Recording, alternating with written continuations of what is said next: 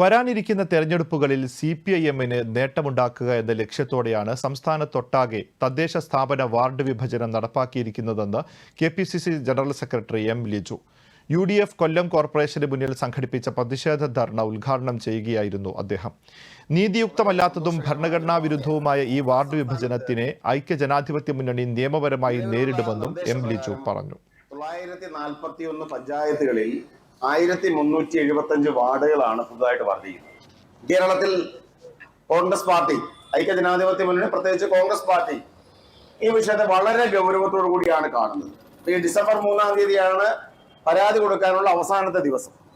നമ്മളെല്ലാ പഞ്ചായത്തുകളിലും, എല്ലാ മുനിസിപ്പാലിറ്റിയിലും, എല്ലാ കോർപ്പറേഷനിലും ശാസ്ത്രീയമായ പഠനം നടത്തി ഈ അശാസ്ത്രീയമായ വിഭജനത്തിനെതിരെ, പുനർനിർണയത്തിനെതിരെ പരാതി നൽകുകയും കോടതിയെ സമീപിക്കുകയും ചെയ്യുമെന്ന കാര്യത്തിൽ യാതൊരു സംശയവും വേണ്ട.